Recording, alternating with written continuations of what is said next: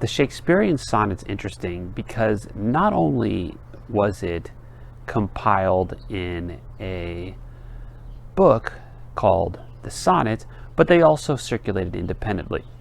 The thing about the Shakespearean sonnet, or the book The Sonnet, is that we tend to read his sonnets completely open to our own needs.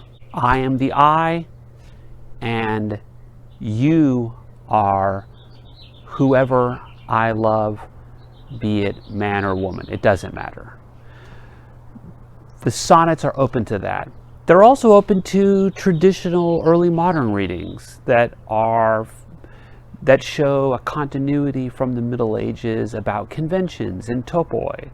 The lady, for example, is that medieval invention of the poetry, the unresponsive lady. In the sonnet sequence, we have two people who are being addressed.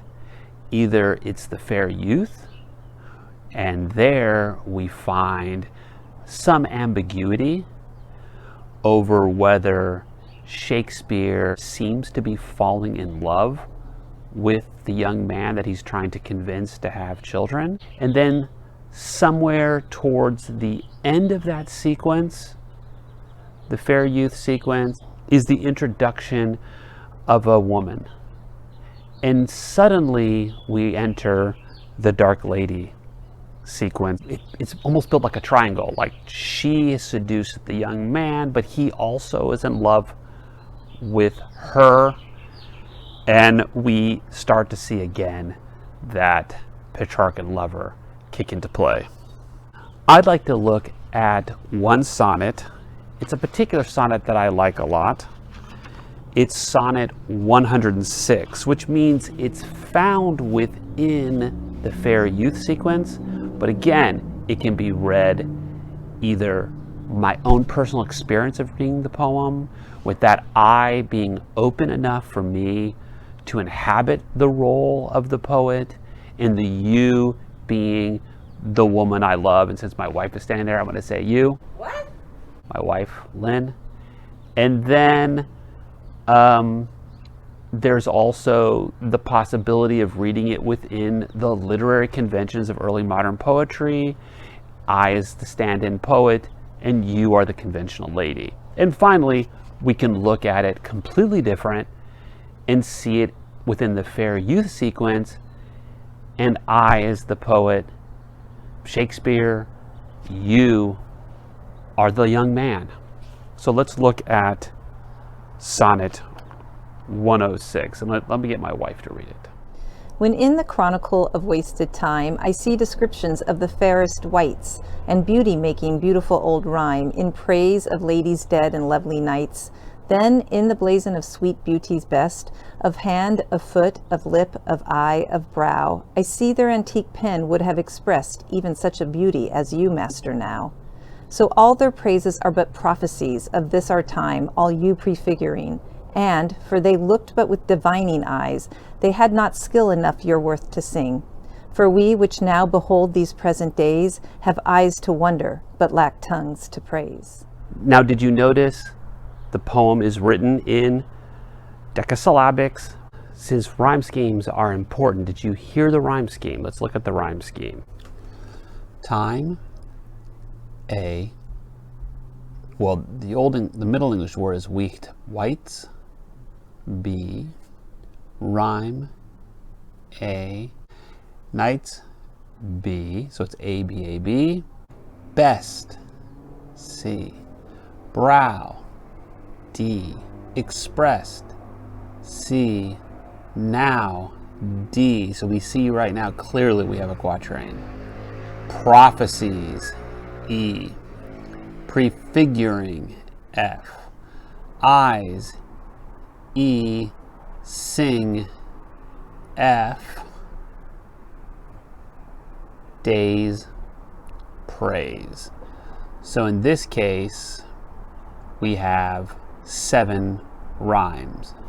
With Shakespeare, you have 3 distinct quatrains and 2 rhymed couplets. Let's look at the first stanza. When in the chronicle of wasted time, that's a term for what I call time the destroyer, time that wastes, like creates wastelands, destroys. And the chronicles, of course, are histories, and a chronicle is always associated with medieval history. When in the chronicle of wasted time, I see descriptions of the fairest wichts, or the fairest wights. That's a Middle English word for people.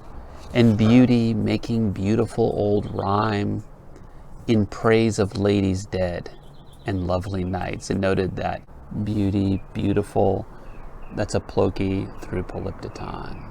Then in the blazon of sweet beauty's best, of hand, of foot, of lip, of eye, of brow, I see their antique pen would have expressed even such a beauty as you master now. This of, and of, that's polysyndeton.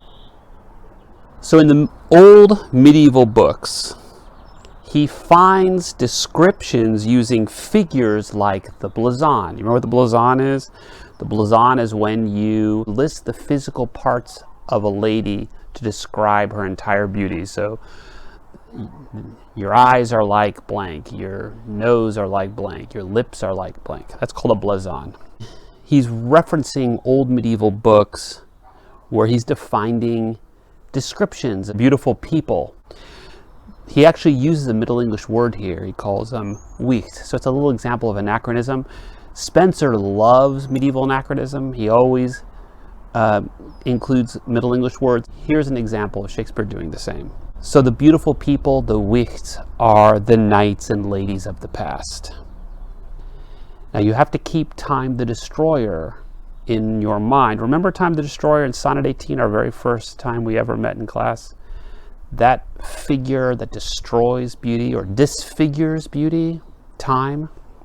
Now, when he reads old literature, he finds the possibility that people of today can be discovered in old works. And I use the word discovered because that reminds you of inventio. So in other words, you can find immortality in old books because in old books we find the beautiful wichts, the beautiful people, and they maintain their beauty. So the old style has the capacity of describing your love today. In other words, old literature is always relevant. You have to imagine yourself blown away by some old book or an old play or an old poem. I'm sure this has happened to you. You know, some book that you read in a class, or you read off Goodreads, or you stumbled across in a bookstore. And when you read an old book, not something new, not this NPR overly written lyrical novels, a good novel, a well-written novel, and then it speaks to you, and like Jane Austen say, and then you look at the date of its publication, you're shocked, and you say, oh my God, how is it possible this old book, this old literature, this old play, this old poem can speak to me now? This happens at the very spot where the Petrarchan volta begins. In other words, the octave has been setting up an argument, and now we're going to get a question, and it begins with the word so. So all their praises are but prophecies of this our time, all you prefiguring. And for they looked but with divining eyes. You think about Sidney's defense of poetry, where he redefines the poet as someone divine or prophetic, vadis. The past, old literature, has the power of prophecy, right? In seeing beauty in the future.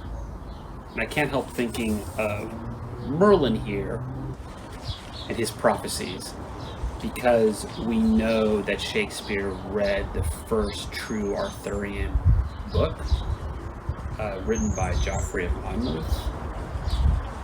And we know this because his play King Lear, the source material comes from Geoffrey of Monmouth. Or when you think of prophecies, you think of biblical exegesis, right? In the way the Old Testament, this is Catholic, prefigures the New Testament. So Eve or Moses prefigure later figures like Mary as the new Eve, or Jesus as a sort of Moses. Or, again, thinking back on Sydney, we think of pagan plays, like where the Sibyl who can divine the future. So old literature happens in the present, but it speaks to the future. It can see the future. Then, after this first volta, we see the Petrarchan structure. We get a second turn. They had not skill enough your worth to sing. But you are more beautiful than even they could imagine or write. And then you get the New English volta, the rhymed couplet. For we, which now behold these present days, have eyes to wonder, but lack tongues to praise. Your beauty is beyond even their capabilities, even beyond their prophetic abilities, beyond the new notion in the Renaissance of poetry as divine and prophetic. When in the chronicle of wasted time, I see descriptions of the fairest wights, and beauty making beautiful old rhyme, in praise of ladies dead and lovely knights. Then in the blazon of sweet beauty's best, of hand, of foot, of lip, of eye, of brow, I see their antique pen would have expressed even such a beauty as you master now. So all their praises are but prophecies of this our time, all you prefiguring. And, for they looked but with divining eyes, they had not skill enough your worth to sing. For we, which now behold these present days, have eyes to wonder, but lack tongues to praise. Alright guys, don't forget to like and subscribe and ring that notification bell. I think he's being somewhat critical, and he's saying, like, you know, that they made these beautiful rhymes that describe ladies dead and lovely knights, but that they were somewhat limited. I think he's saying that there was that they were more conventional, that the way that they describe people, that they had the power to describe people, but that her beauty is so extreme that even those words would not be able to express it. So then he says, well, then they were just prefiguring and waiting for her beauty to come. But now, as that beauty is in front of me, my tongue fails as well. Or maybe it's more like there wasn't a beauty as great as his beauty. Right. So the words back then weren't even. It's not even adequate. They're not. Not even that they're adequate. That they hadn't been able to describe. They hadn't seen such a beauty yet, so they didn't even have the words to describe it. I think he thinks he could probably do better, but then when he is in the presence of such beauty of the one he loves, even his words fail.